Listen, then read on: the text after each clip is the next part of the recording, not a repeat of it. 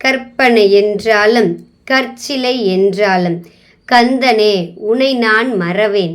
நகரத்தார் குலம் வலை ஒளி ஊடக நேயர்கள் அனைவருக்கும் தமிழ்ச்செல்வி உடையப்பனின் அன்பான வணக்கங்கள். இன்றைய தினம் ஆடி பிறந்திருக்கிறது. ஆடிக்கான சிறப்புகள் என்னென்னு நம்ம பார்க்கணும் இல்லையா? அப்பப்பா ஒவ்வொரு நாளும் ஒவ்வொரு விசேஷம் அப்படின்னு தாங்க சொல்லணும். அவ்வளவு சிறப்பான மாதம் இந்த மாதம். இந்த மாதத்தில் இருக்கக்கூடிய முக்கிய நாட்களை நாம் தெரிஞ்சுக்குவோம் வாங்க. ஆடி மாதம் பெண்மை எனும் சக்திக்கு பெருமை சேர்க்கும் மாதம் என்றே சொல்ல வேண்டும். அம்மனின் அருட்காற்று அரவணைக்கும் மாதமாகவும் இது திகழ்கிறது. இந்த மாதத்தில் விழாக்கள் வரிசையாக வந்து கொண்டு இருக்கிறது. ஆடி முதல் நாள் தொடங்கி கடைசி நாள் வரையும் கொண்டாட்டங்களுக்கு குறைவே இருக்காது என்றுதான் சொல்ல வேண்டும். ஆடி தபசு. ஒரு முறை அம்பாள் சிவபெருமானிடம் ஒரு வரம் கேட்டாங்களாம். அதாவது விஷ்ணுவோடு இணைந்து நீங்கள் காட்சி தரணும் அப்படின்னு. அதற்கு சிவபெருமான் பொதிகை மலையில் புன்னை வனத்தில் தவம் புரிந்தால் அந்த காட்சி காண கிடைக்கும் என்று சொல்லியிருக்காரு. அம்பாளும் ஒற்றை காலில் ஊசி முனையில் நின்று தவம் செய்தாங்களாம். இதையடுத்து ஆடி பௌர்ணமி நாளில் பார்வதியின் வேண்டுகோளை நிறைவேற்றி சங்கர நாராயணர் கோலத்தில் இறைவன் காட்சி தந்தார். கோமதி அம்பிகை கோமதி அம்மனாக வடிவம் கொண்டு அந்த காட்சியை கண்டு தரிசனம் செய்தார். இந்த விழா இன்னும் பாரம்பரியமாக சங்கரன் கோவிலில் மிக சிறப்பாக நடைபெற்று வருகிறது.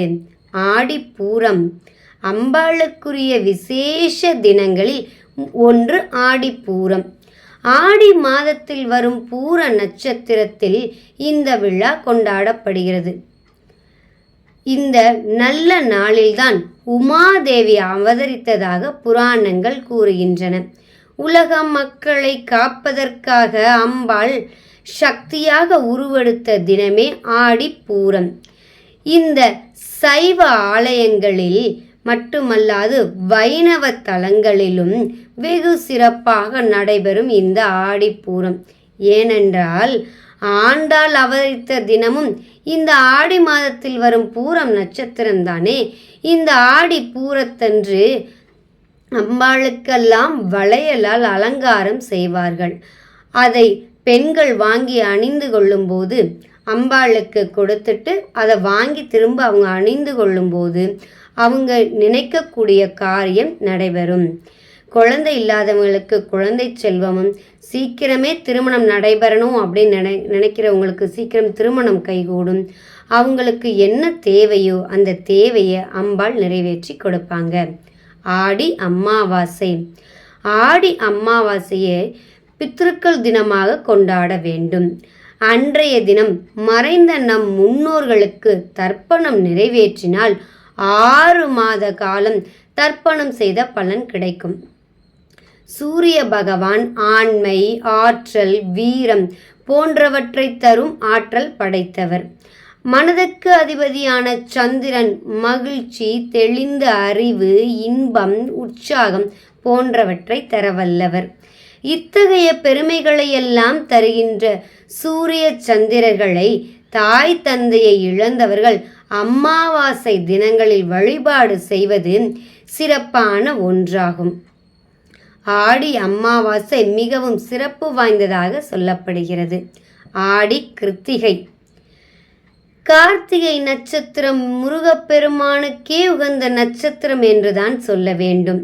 மாதந்தோறும் கார்த்திகை நட்சத்திரம் சிறப்பானதுதான்.